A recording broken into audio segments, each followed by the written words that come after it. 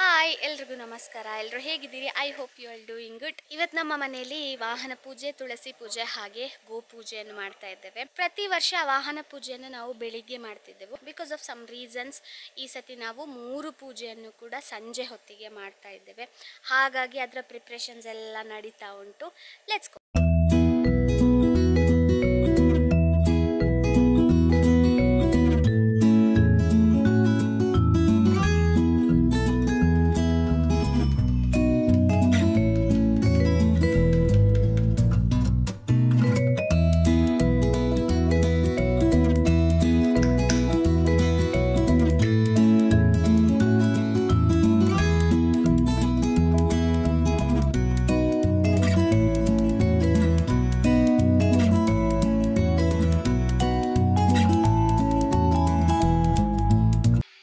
ಒಂದು ರಂಗೋಲಿ ಹಾಕಿ ಆಯಿತು.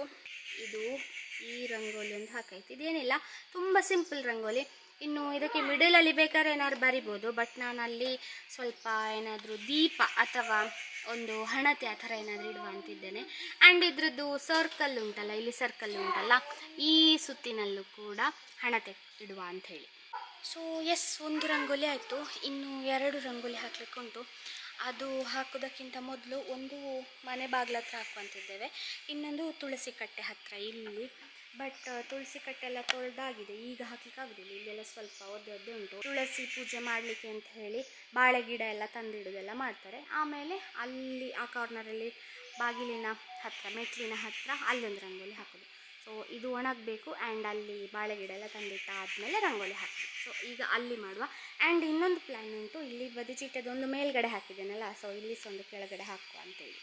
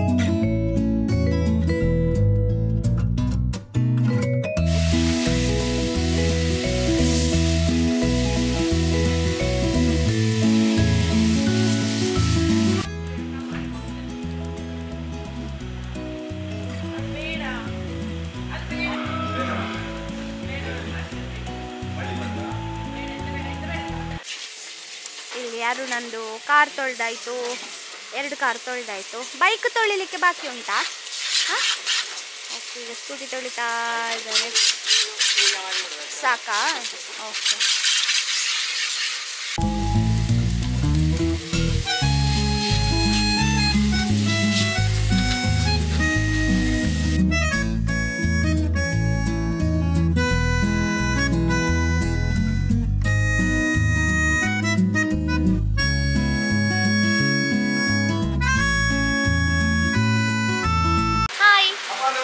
ನಾವೆಲ್ಲ ತುಳಸಿ ಪೂಜೆಗೆ, ಗೋ ಪೂಜೆಗೆ ಅಂತ ಹೇಳಿ ರೆಡಿ ಆಗಿದ್ದೇವೆ.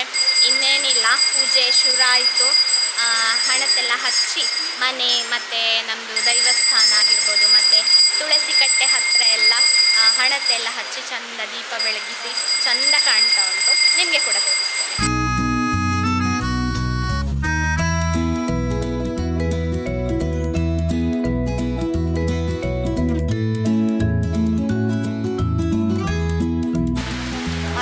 ಬರ್ತಾ ಉಂಟು ಜೋರು. ಹಾಗೆ ಗೋ ಪೂಜೆಗೆ ಅಂತೇಳಿ ಹಟ್ಟಿಯ ಹತ್ತಿರ ಎಲ್ಲ ಹಣತೆ ಹಚ್ತಾ ಇದ್ದಾರೆ.